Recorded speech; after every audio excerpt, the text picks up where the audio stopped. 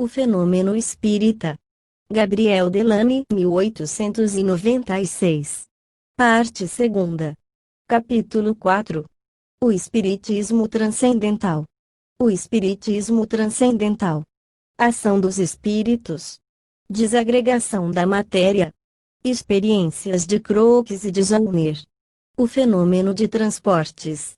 Aparições luminosas na obscuridade. Aparições de mãos luminosas por si mesmas, ou visíveis à luz ordinária. Formas e figuras de fantasmas. As materializações. Experiências de Crookes com Cathy e King. Formação lenta de uma materialização. A fotografia espírita.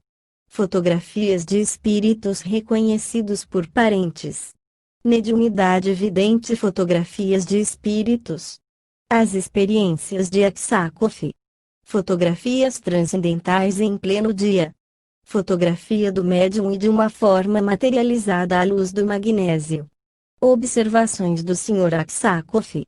Impressões e moldagens de formas materializadas. Experiências em Nápoles, na América e na Inglaterra. O Espiritismo e a Psiquiatria. Experiências de Lombroso em Nápoles. A explicação do célebre professor. Refutação. Resumo. Vamos assistir agora a experiências que estabelecem positivamente a existência real e objetiva dos espíritos, demonstrando que, em certas circunstâncias, pode-se constatar a sua presença com tanto rigor e pelos mesmos processos que vulgarmente são empregados quando se trata de uma pessoa viva.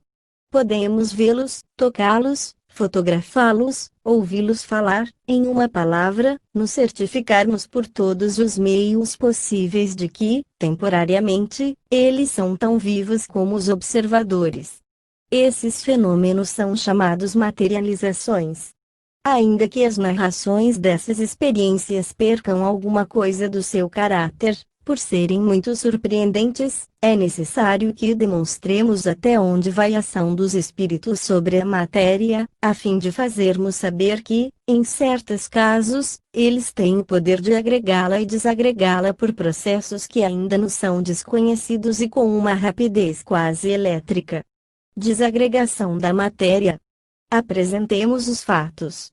Eles são mais eloquentes e persuasivos que a nossa humilde demonstração.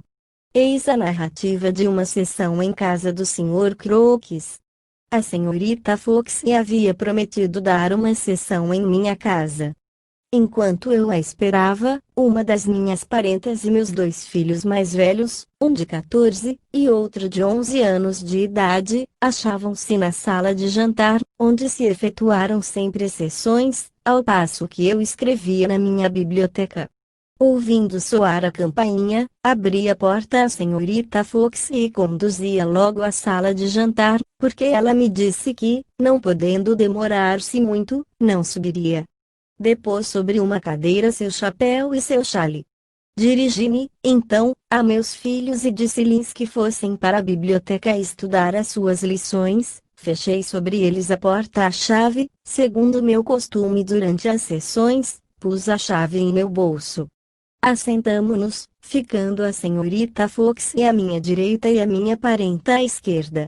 Bem depressa, recebemos uma mensagem alfabética pedindo-nos que apagássemos o gás. Isso feito, ficamos em completa obscuridade, durante a qual segurei com a minha mão as da senhorita Fox. Logo após, uma comunicação foi-nos dada, nos seguintes termos: vamos produzir uma manifestação que vos provará o nosso poder. Imediatamente depois, ouvimos o tinir de uma campainha, não estacionária, porém que ia e vinha por todos os pontos da sala, ora junto à parede, ou num canto afastado, ora me tocando na cabeça e, depois, batendo no chão. Depois de assim se fazer ouvir, pelo menos durante 5 minutos, a campainha caiu sobre a mesa, perto das minhas mãos. Durante todo esse tempo nenhum de nós se moveu e as mãos da senhorita Fox conservaram-se perfeitamente tranquilas. Eu julgava que a campainha, que então tocara, não podia ser a minha, visto eu tê-la deixado na biblioteca. Pouco tempo antes da chegada da senhorita Fox, eu tinha precisado de um livro que se achava colocado num aparador, na biblioteca, e, encontrando a campainha sobre o livro, pula de lado. Esse incidente assegurou-me que ela estava na biblioteca. O gás iluminava bastante o corredor para o qual dava a porta da sala de jantar, de modo que não se podia abrir essa porta sem que a luz penetrasse na sala em que nos achávamos. Ademais, para abri-la, só existia uma chave, e essa, eu a conservara em meu bolso. Acendi uma vela. Não podia haver dúvida de que diante de mim, na mesa, estava uma campainha. Fui logo à biblioteca, e vi que a minha campainha não estava onde eu a deixara. Perguntei a meu filho mais velho: "Sabes onde está a minha campainha?" "Sim, papai", ela, e apontou para o lugar onde eu a pusera. Pronunciando essas palavras, ergueu os olhos e continuou: "Não está mais porém ainda há pouco estava." "Como é isso? Alguém veio buscá-la?" "Não", disse ele, "ninguém entrou aqui, e sei que ela aí se achava, porque, quando nos fizeste vir para cá, o menor dos meus 2 filhos, começou a tocá-la com tanta força que não pude estudar as minhas lições, e por isso lhe disse que parasse." Confirmou o fato, e acrescentou que havia posto a campainha no lugar onde achara. Vemos, pois, que os espíritos precisaram fazer passar essa campainha através da parede, a fim de levá-la da biblioteca para a sala de jantar. O fenômeno não pode ser compreendido senão pela suposição de poder a matéria passar através da matéria, o que não é impossível, quando vemos a água, sob uma pressão violenta, filtrar-se pelos poros de uma esfera de ouro, ou o hidrogênio passar pelas paredes de um tubo de ferro sujeito a temperatura elevadíssima, e, mais usualmente, o petróleo atravessar a porcelana. O que é estranho, no nosso caso, é a desagregação e a reconstituição da campainha, sem que esta se avariasse. Eis uma outra narrativa do mesmo ilustre químico, que, de alguma sorte, põe em evidência o fato da desagregação. O segundo caso que vou narrar realizou-se em plena luz, num domingo à tarde, em presença do Sr. Home e de alguns membros da minha família. Minha mulher e eu tínhamos passado o dia no campo e daí trazido algumas flores. Chegados à casa, entregamo-las a uma criada para que as pusesse dentro d'água. O Sr. Home chegou pouco depois e todos reunimos-nos na sala de jantar. Quando estávamos assentados, a criada trouxe as flores que havia acomodado num vaso, coloquei-o no centro da mesa, cuja coberta havia sido retirada. Era a primeira vez que o Sr. Home via essas flores. Depois de termos obtido muitas manifestações, a conversação veio a cair sobre certos fatos que só podiam ser explicados admitindo-se a passagem real da matéria através de uma substância sólida. A este respeito, veio alfabeticamente a seguinte comunicação: é impossível a matéria passar através da matéria, mas vamos mostrar-vos o que podemos fazer. Esperamos em silêncio. Bem depressa descobrimos uma aparição luminosa pairando sobre o ramalhete de flores. Depois, à vista de todos, uma haste de erva da China, de 15 polegadas de comprimento, que adornava o centro do ramalhete, elevou-se lentamente do meio das outras flores e, depois, desceu até a mesa, pela frente do vaso, entre este e o Sr. Home. Chegando à mesa, a haste não se deteve aí, passando-lhe através, como foi observado por todos. Depois da desaparição da erva, minha mulher, que estava sentada ao lado do Sr. Home, viu, entre ela e o médium, uma mão vindo debaixo da mesa empunhando a planta, com a qual lhe bateu no ombro, por 2 ou 3 vezes, fazendo um ruído que todos ouviram, e, em seguida, depois de largá-la no chão, desapareceu. Só 2 pessoas viram essa mão, mas todos os assistentes observaram o movimento da planta. Enquanto isso sucedia, todos puderam ver as mãos do Sr. Home tranquilamente pousadas na mesa. O lugar onde a planta desapareceu estava a 18 polegadas de suas mãos. A mesa era de dobradiça, deixando entre as duas partes uma estreita fenda. Foi através dessa fenda que a planta passou. Tirei a medida, e vi que ela tinha apenas a largura de 1/8 de polegada. A planta possuía um diâmetro muito maior e não podia passar através dessa fenda sem se quebrar, e, no entanto, todos a viram por aí se introduzir sem dificuldade e docemente. Examinando-a, depois, não encontramos nela o menor sinal de compressão. A afirmativa desse espírito, sobre a desagregação da matéria, não nos parece absolutamente exata, pois as experiências de Zollner provam que, em realidade, opera-se a desagregação. As experiências de Zollner, 44. Início da nota do redator, 44. Eugênios. Choses de Lautrémonde, páginas 362 a 393. Fim da nota do redator. Uma experiência verdadeiramente concludente foi a deste notável homem de ciência. Em uma corda lisa, cujas extremidades estavam fixas, lacradas e marcadas sobre a mesa, com o sinete do Sr. Zollner, formaram-se alguns nós, minutos depois da imposição das mãos de Slade, conservando-se intactos os selos. Em seguida, duas tiras de couro, juntas somente pelas extremidades e, igualmente, lacradas, também se achavam ligadas uma à outra quando o Sr. Zollner daí retirou as mãos. Eu tinha as mãos pousadas nas tiras de couro, diz o Sr. Zollner. Slade, que se achava à minha esquerda, colocou sua mão direita sobre as minhas. Findos alguns minutos, senti um movimento das tiras sob as minhas mãos.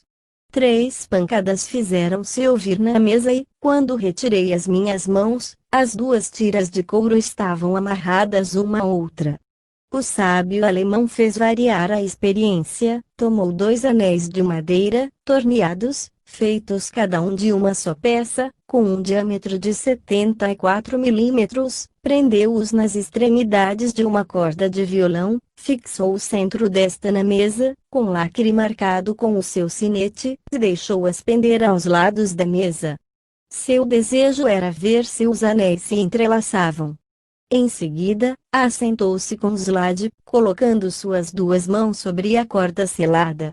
Perto deles estava uma mesa pequena, de uma só perna, terminada por 3 pés. Depois de alguns minutos de espera, escreve ele, ouvimos, na pequena mesa redonda colocada diante de nós, um ruído semelhante ao que produziriam 2 peças de madeira batendo uma contra a outra.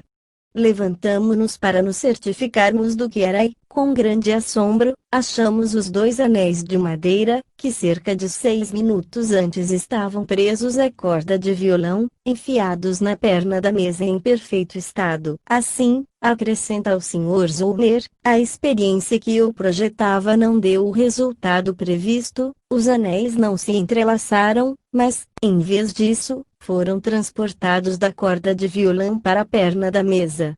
Experiências de Wallace. Os transportes. Vimos a campainha do Sr. Crook ser transportada de uma sala para outra. Se essa campainha não lhe pertencesse, se ela tivesse vindo de uma casa vizinha, teríamos aí o que chamamos um fenômeno de transporte.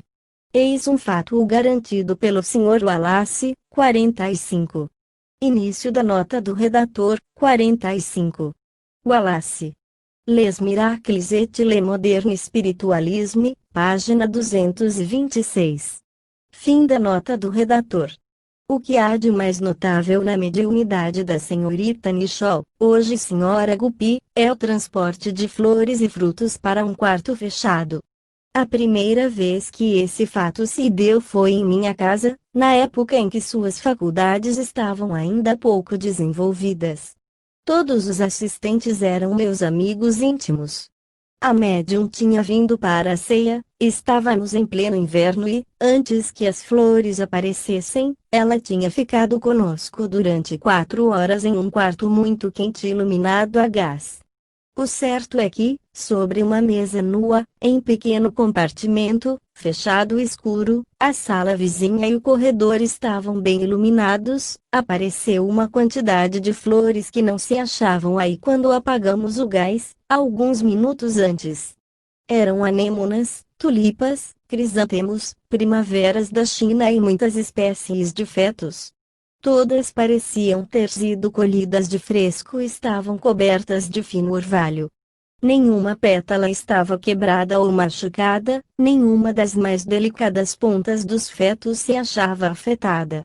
Sequei e conservei tudo, juntamente com o atestado que obtive dos assistentes, garantindo não haverem eles, de modo algum, contribuído, tanto quanto podiam sabê-lo, para o aparecimento das flores. Acreditei, então, e ainda acredito, que era absolutamente impossível a senhorita Nichol conservá-las ocultas por tanto tempo, tão perfeitas e, mais que tudo, tê-las coberto inteiramente de tão bela camada de orvalho, igual a que se produz no exterior de um copo, quando, em um dia quente, ele está cheio de água gelada.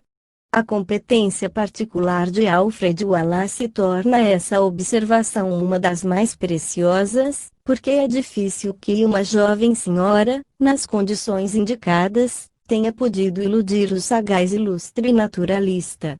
Prossigamos, fenômenos semelhantes operaram-se centenas de vezes, em muitas casas e em condições variadas. Quase sempre as flores amontoavam-se em quantidades sobre as mesas. Em outras ocasiões, foram trazidos os frutos e as flores especiais que haviam sido pedidos.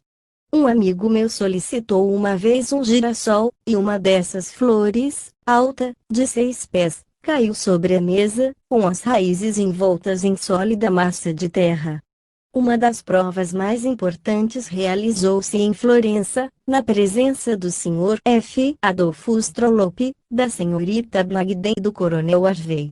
A sala foi examinada pelos cavalheiros, a senhora Guppy foi despida e de novo vestida pela senhora Trollope, que examinou cada uma das peças do seu vestuário, e, em seguida, o senhor e a senhora Guppy foram solidamente amarrados em torno da mesa.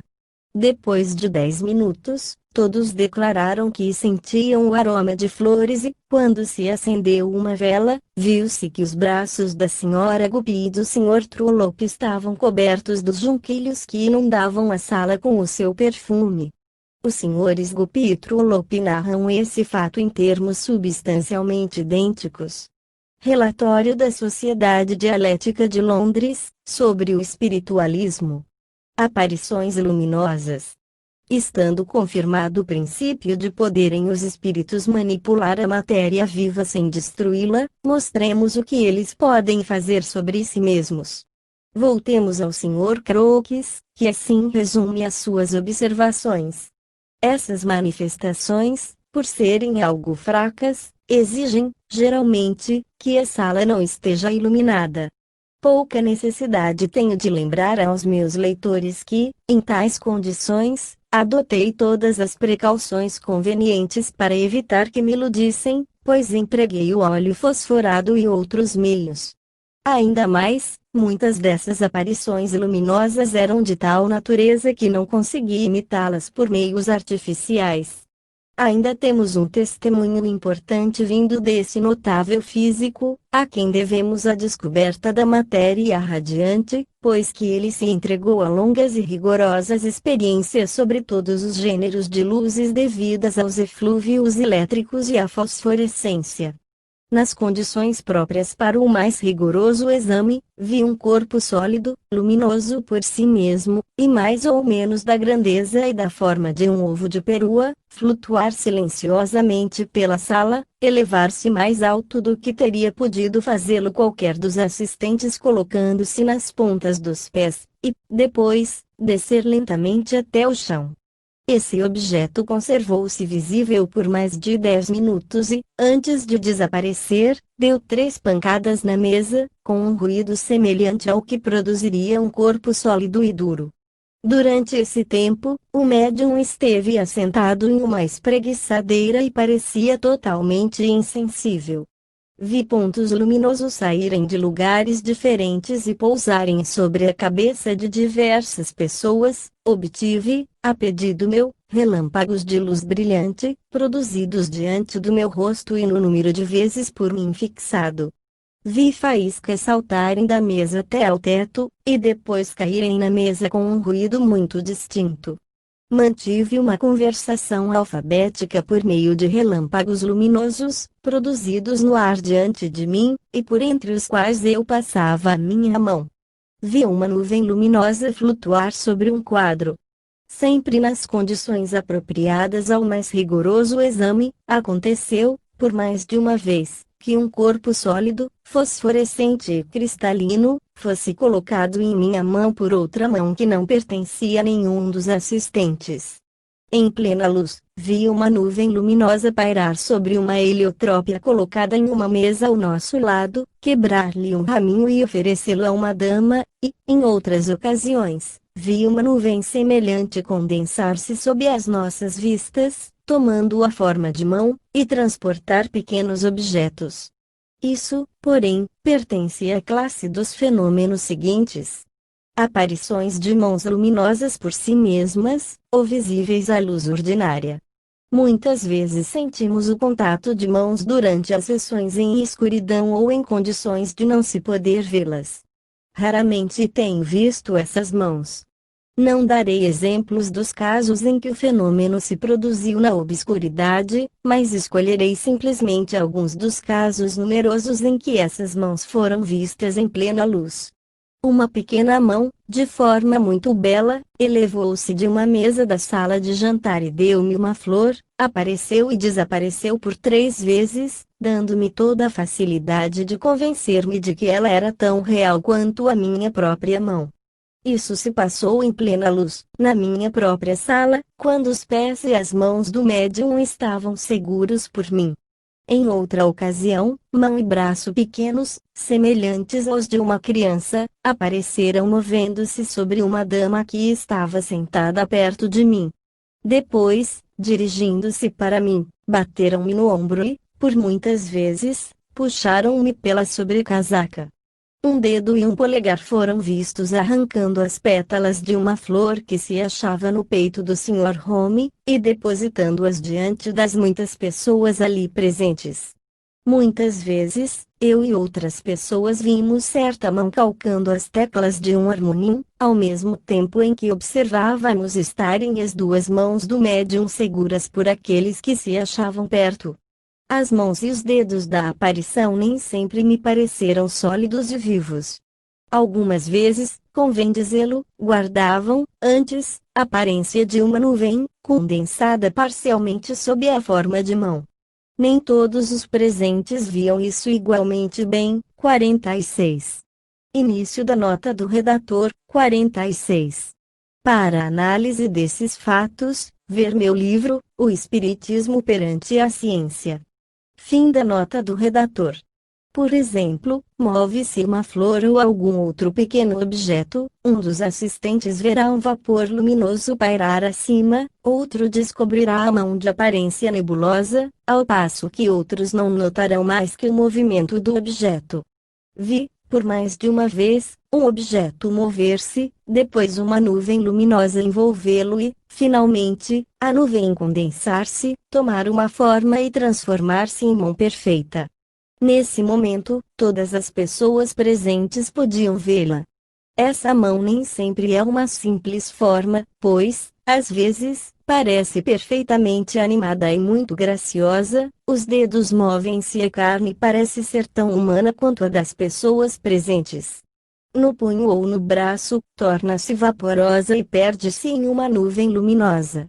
Ao tato, essas mãos, em certas ocasiões, parecem frias como o gelo e mortas, outras vezes, pareceram quentes e vivas, e apertaram a minha própria com a firme pressão de um velho amigo.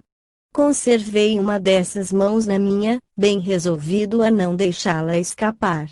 Nenhuma tentativa e nenhum esforço foram feitos para que eu a soltasse, mas, aos poucos, ela pareceu dissolver-se em vapor e, assim, desembaraçou-se de mim. Verificaremos daqui a pouco que é desse mesmo modo que as mãos desapareceram dos moldes da parafina, onde deixaram um testemunho da sua existência momentânea. Eis-nos longe das hipóteses do automatismo ou da segunda personalidade. Aqui, não há meio de negar os espíritos. Mas os cépticos não se embaraçam com tão pouco, não podendo contestar os fatos nem atribuí-los ao embuste, procuraram explicá-los pela alucinação. O Sr. Crookes e os seus companheiros serão por isso alucinados. Sim, respondem imperturbavelmente aqueles que nada viram, nada experimentaram, porém que, apesar da evidência, tudo negam. Sim, os que pretendem ter visto isso são uns alucinados. Paciência, entretanto, vamos mostrar-lhes que o fato é positivo, pois deixa traços materiais da sua realidade. Enquanto não damos essa prova decisiva, eis algumas experiências provando que os fantasmas não existem somente na imaginação das pessoas crédulas. Formas e figuras de fantasmas. Esses fenômenos são os mais raros de todos os que testemunhei. As condições necessárias para sua apresentação parecem ser tão delicadas, e para contrariar a sua manifestação é preciso tão pouca coisa, que só tive raras ocasiões de vê-los em condições de exame satisfatórias. Mencionarei 2 desses casos. Ao declinar do dia, durante uma sessão do Sr. Home em minha casa, vi agitarem-se as cortinas de uma janela, distante cerca de 8 pés do Sr. Home. Uma forma sombria, obscura, semi-transparente, semelhante a uma forma humana, foi observada por todos os assistentes perto da janela, em pé, e essa forma agitava a cortina com a mão. Enquanto a examinávamos, ela esvaiu-se e as cortinas cessaram de mover. O caso seguinte é ainda mais importante. Nele, como no precedente, o médium foi o Sr. Home. Uma forma de fantasma avançou do fundo da sala, foi buscar um harmonium e, depois, deslizou pela frente de todos, tocando o instrumento. Essa forma foi visível para todas as pessoas presentes, ao mesmo tempo em que era visto o Sr. Home. O fantasma aproximou-se de uma dama que se achava sentada a alguma distância dos outros assistentes. Esta deu um pequeno grito, depois, a sombra desapareceu. Nessas 2 narrativas, todos os assistentes veem o espírito, que está assaz materializado para agitar cortinas, mover e tocar o harmonium. Se aí se operou uma alucinação, é preciso confessar que esta é bem complicada. Se tais fatos não se passassem no século XIX, no gabinete de um sábio, crer-se-ia estar diante de uma lenda. Os homens da época atual são pouco inclinados ao maravilhoso, e, por isso, vamos ver as precauções que foram adotadas para se certificarem de que as aparições não eram simples ilusões do espírito, e, sim, realidades objetivas, autênticas e inegáveis. As materializações. Chamamos materialização ao fenômeno pelo qual um espírito se mostra com um corpo físico, tendo todas as aparências da vida normal. A seguinte narrativa foi publicada pelo Sr. Crookes em diferentes jornais espiritualistas, em 1874. Se transcrevemos constantemente os escritos do grande químico, não é por falta de documentos, pois as revistas espíritas contêm grande número de bons testemunhos, mas, sim, para que o leitor fique bem convencido de que os fatos citados foram observados com todo o método e rigor que os sábios empregam em suas investigações. Em resposta às acusações de fraude feitas contra a médium, uma jovem de 15 anos, chamada Florence Cook, o Sr. Crookes deu publicidade às suas experiências, e por esta se vê que a tal respeito não pode haver a menor suspeita. Damos, antes de tudo, uma ideia geral dessas sessões. Os assistentes, assentados em círculo, formam uma cadeia, isto é, dão-se mutuamente as mãos. A luz, muito fraca, não permite ler, mas é suficiente para que os experimentadores se vejam uns aos outros. A médium, as mais das vezes, acha-se separada da sala da reunião por um biombo ou por cortinas. Em outras ocasiões, a médium fica em um canto da sala, separado apenas por uma cortina.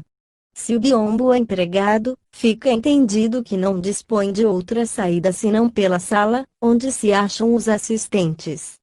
Quando a médium está em êxtase, no fim de um tempo mais ou menos longo vê-se a cortina agitar-se e dar passagem a uma forma de homem ou de mulher, que vem passear pela frente de todos, conversar com os assistentes, fazer-se, muitas vezes, reconhecer por um deles, voltar, depois, para junto da médium e, finalmente, desaparecer.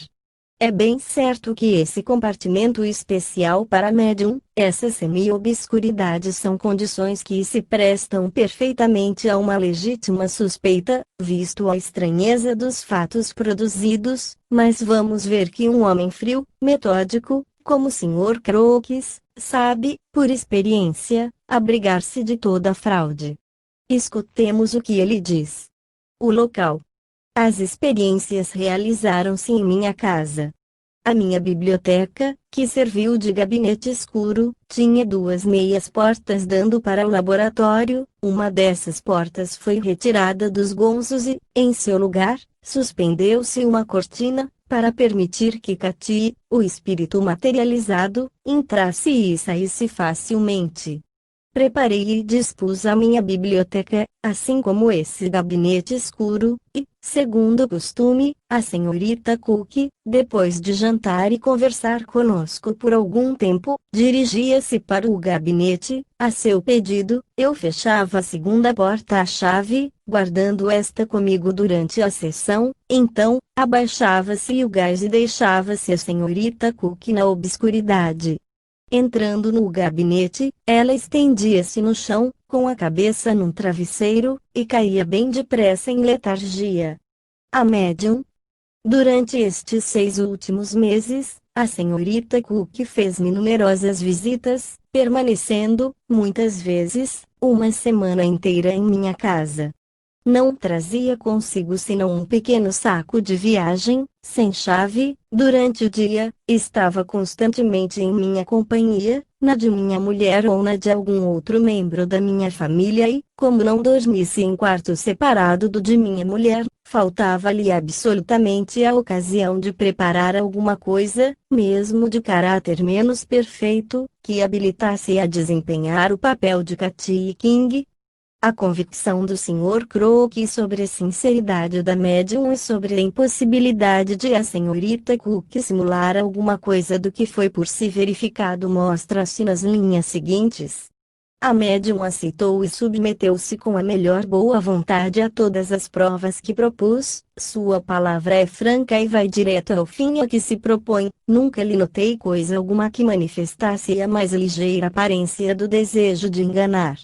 Realmente, não creio que ela pudesse planejar uma fraude e levá-la ao fim desejado. Caso a tentasse, seria prontamente descoberta, porque tal modo de proceder é inteiramente contrário à sua natureza.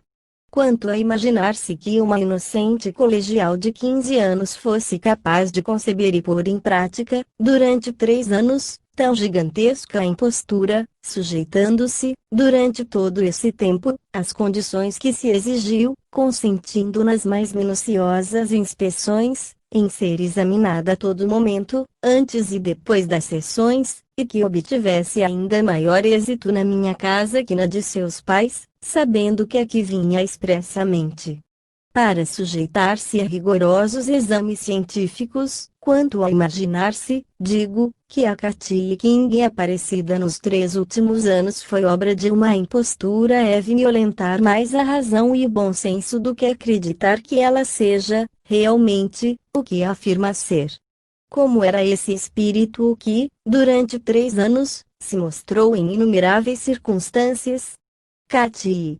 A fotografia é tão impotente para pintar a beleza perfeita do rosto de Katy como as palavras o são para descrever o encanto das suas maneiras. A fotografia pode, é certo, dar um desenho dos seus traços, mas, como poderia reproduzir a pureza admirável de sua tez ou a expressão variada de suas feições, ora veladas pela tristeza, quando contava algum acontecimento desagradável da sua vida passada, ora sorrindo com toda a inocência de uma jovem, quando reunia em torno de si meus filhos e divertia-os, contando-lhes episódios de suas aventuras na Índia. Mas, essa Katy era uma aparência, uma sombra animada, um reflexo vivo e pensante. Eis o que escreveu o Sr. Crookes no dia imediato ao de uma sessão efetuada em Hackney. Jamais Katy se mostrou com tanta perfeição. Durante cerca de 2 horas, ela passeou na sala, conversando familiarmente com as pessoas presentes. Muitas vezes, tomou-me o braço, caminhando, e a impressão produzida em mim era a de achar-se ao meu lado uma mulher viva, não um visitante do outro mundo. Essa impressão foi tão forte, que a tentação de repetir uma recente e curiosa experiência tornou-se para mim quase irresistível. Pensando, portanto, que, se na minha presença não se achava um espírito, pelo menos estava uma dama, pediria permissão de tomá-la em meus braços, a fim de fazer o exame que um audaz experimentador tinha recentemente insinuado. Sendo essa permissão graciosamente concedida, procedi convenientemente, como em tais circunstâncias o faria qualquer homem de boa educação. O Sr. Volkmann, esse experimentador, folgará em saber que posso corroborar a sua asserção de que o fantasma, que, aliás, não fez resistência alguma, era um ente tão material quanto a senhorita Cook. Essa Katy não podia ser a senhorita Cook disfarçada, pelo seguinte motivo. Como Katy dissesse que era capaz de mostrar-se ao mesmo tempo que a senhorita Cook, abaixei o gás e, depois, com a minha lâmpada de óleo fosforado, penetrei no gabinete onde estava a médium. Previamente, porém, eu havia convidado um dos meus amigos, taquígrafo hábil, para tomar nota de toda a observação que eu fizesse enquanto me achasse no gabinete, pois, conhecendo eu o valor das primeiras impressões, não queria confiá-las somente à minha memória. Suas notas estão, neste momento, diante de mim. Entrei no gabinete com precaução, estava escuro, e foi tateando que encontrei a senhorita Cook. Ela estava encolhida no chão. Ajoelhando-me, deixei penetrar ar na minha lâmpada e, à sua claridade, vi essa jovem, vestida de veludo negro, como se achava no começo da sessão, e com toda a aparência de completa insensibilidade. Não se moveu quando lhe tomei a mão, aproximando a lâmpada do seu rosto, e continuou a respirar calmamente. Erguendo eu a lâmpada, olhei em torno de mim, e vi Katy de pé, perto e por trás da senhorita Cook. Suas roupas eram brancas e flutuantes, como tínhamos visto durante a sessão. Segurando na minha uma das mãos da senhorita Cook, e ajoelhando-me ainda, fiz subir e descer a lâmpada, tanto para clarear a figura inteira de Katy como para convencer-me plenamente de que eu via realmente a verdadeira Katy, que alguns minutos antes apertara em meus braços, e não a criação fantástica de um cérebro enfermo. Ela não falou, mas moveu a cabeça para se fazer reconhecer. Por 3 vezes, examinei cuidadosamente a senhorita Cook ali deitada, para certificar-me de que a mão que eu segurava era de uma mulher viva, e, por outras tantas vezes, voltei a lâmpada para Katy a fim de examiná-la com firme atenção, até perder qualquer dúvida a seu respeito. Afinal, a senhorita Cook fez um ligeiro movimento, e logo Katy, por um sinal, deu-me a entender que me afastasse. Retirei-me para outra parte do gabinete e cessei, então, de ver Katy, porém só fui embora quando a senhorita Cook despertou e depois que 2 dos assistentes aí penetraram com luzes. Dirão ainda os obstinados incrédulos, eis uma alucinação de todos os sentidos, experimentada pelo Sr. Crookes. Para destruir este último argumento, é necessário falarmos da fotografia dessa aparição, pois ninguém suporá, como cremos que uma placa sensível possa ficar alucinada. É isso um testemunho ininteligente, mas irrecusável. Essa prova absoluta foi obtida grande número de vezes. Tendo eu tomado parte muito ativa nas últimas sessões da senhorita Cook e obtido numerosas fotografias de Katie King, a luz elétrica, julguei que a publicação de alguns pormenores seria interessante para os espiritualistas. Durante a semana que precedeu a partida de Katie, o espírito havia anunciado que a sua missão estava terminada. Ela deu sessões em minha casa quase todas as noites, a fim de me permitir fotografá-la à luz artificial. 5 aparelhos completos de fotografia foram, portanto, preparados. Compunham-se de 5 máquinas, sendo uma do tamanho de chapa inteira, uma de meia chapa, uma de 1/4 de chapa, e as outras 2 eram estereoscópicas binoculares, devendo todas ser dirigidas ao mesmo tempo para Katie, cada vez que ela tomasse posição para ser fotografada. 5 banhos sensibilizadores e fichadores foram empregados, e muitas placas limpas e dispostas para servir, a fim de não haver hesitação nem demora durante as operações fotográficas, que eu mesmo executei com um ajudante. Estando os meus amigos assentados no laboratório, diante da cortina, as objetivas foram colocadas um pouco atrás deles, prestes a fotografar Katie quando ela saísse, e mesmo no interior do gabinete, cada vez que se levantasse a cortina. Em cada noite, houve 4 ou 5 exposições de chapas nas 5 câmaras, pelo que nos dava o máximo de 15 provas por sessão. Algumas se inutilizaram na revelação, outras na regulagem da luz. Apesar de tudo, tenho 44 negativos, uns medíocres, alguns nem bons nem maus, outros, porém, excelentes. Frequentemente, levantei um pedaço da cortina, quando Katie se achava perto dela, as 7 ou 8 pessoas que estavam no laboratório podiam ver, ao mesmo tempo, a senhorita Cook e Katie, 47, ao pleno brilho da luz elétrica. Não podíamos, então, ver o rosto da médium, por causa do chale com que Katie cobria-o a fim de impedir que a luz a incomodasse, mas, descobrindo suas mãos e seus pés, vimos que a médium estorcia-se penosamente sob os raios dessa luz intensa e, de quando em vez, ouvíamos suas queixas. Obtive uma prova de Katie e de sua médium fotografadas juntamente, mas Katie está colocada diante da cabeça da senhorita Cook. Início da nota do redator, 47. O Sr. Benjamin Coleman estava presente em uma sessão, a respeito da qual escreveu. O Sr. Crooks ergueu a cortina, e ele, eu e 4 assistentes que estavam perto de mim vimos todos, ao mesmo tempo, a forma de Katie, vestida de branco e, ao lado, a forma da médium, deitada, cujo vestido era azul, tendo na cabeça um chale encarnado.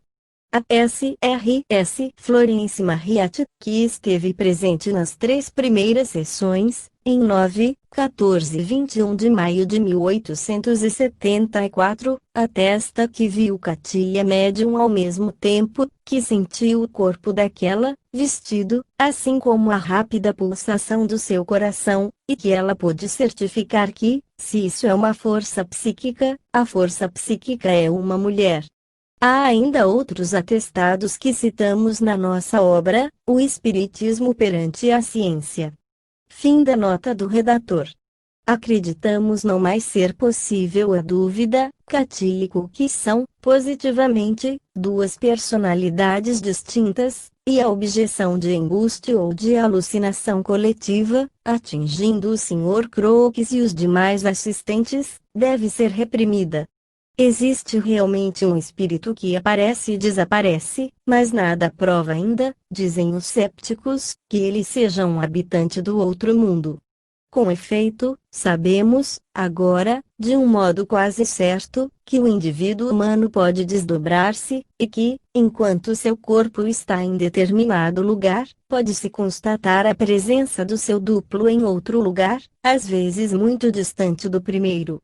As atas da Society for Psychical Research mencionam um grande número de casos pelos quais se vê que esses duplos de pessoas vivas falam, deslocam objetos materiais, podendo-se mesmo admitir que eles têm uma existência objetiva.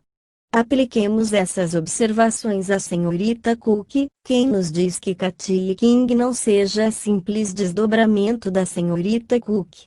Deixemos ainda a palavra aos fatos, eles vão destruir esta última objeção, supremo recurso dos negadores. Uma das fotografias mais interessantes é aquela em que me acho de pé, ao lado de Katie, ela tem seu pé descalço pousado num ponto do soalho. Fiz depois a senhorita Cook vestir-se como Katie, ela e eu nos colocamos exatamente na mesma posição e fomos fotografados pelas mesmas objetivas, colocados como na anterior experiência e iluminados pela mesma luz. Quando os dois retratos foram comparados, as duas fotografias coincidiram exatamente quanto às dimensões, etc., mas a de Katie excedia da senhorita Cook, na altura da cabeça, junto desta, Katie parece uma mulher gorda. Em muitas provas, o tamanho do seu rosto e a grossura do seu corpo diferenciam-na da médium, fazendo também notar muitas outras dissemelhanças. Vi Katie recentemente, de um modo tão nítido, quando era iluminada pela luz elétrica, que se me torna possível acrescentar mais algumas notas quanto às diferenças que, num precedente artigo, estabeleci como existentes entre ela e sua médium. Tenho a mais absoluta certeza de que a senhorita Cook e Katie são duas individualidades distintas, ao menos no que se refere aos seus corpos. Pequenos sinais que existem no rosto da senhorita Cook não aparecem no de Katie.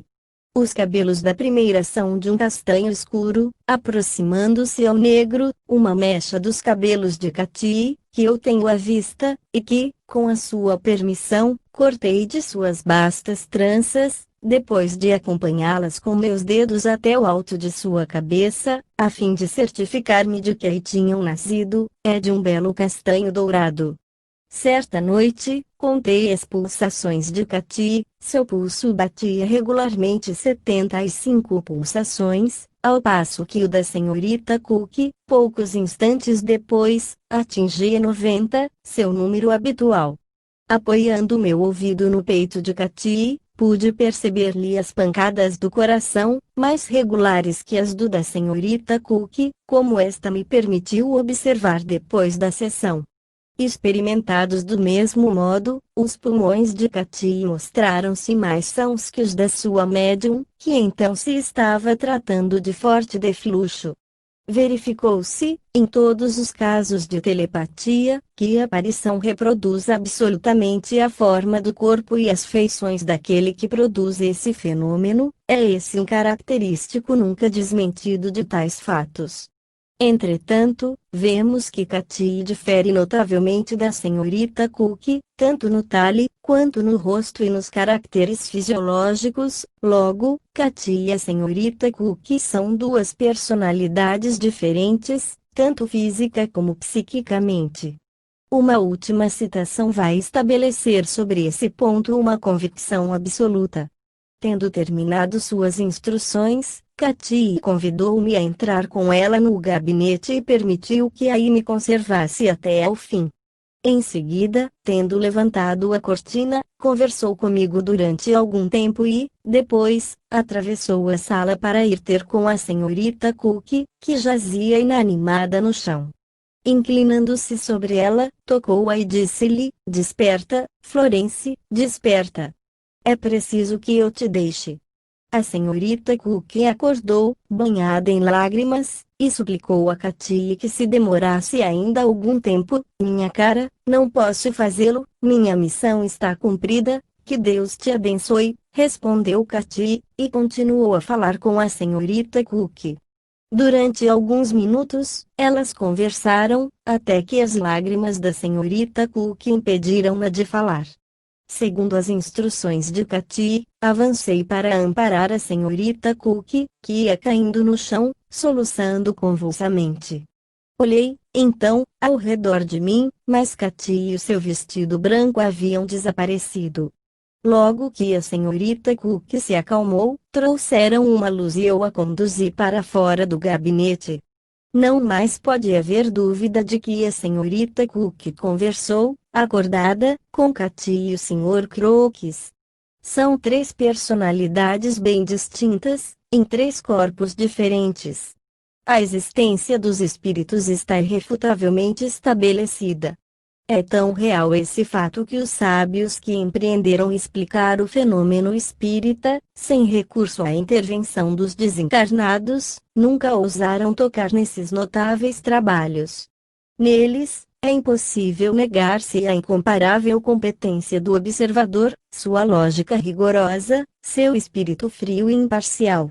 Nessas experiências tão pormenorizadas, tão bem dirigidas, sente-se a mão de um homem que vai em busca do desconhecido, sem hesitação, mas rodeando-se de todas as precauções possíveis.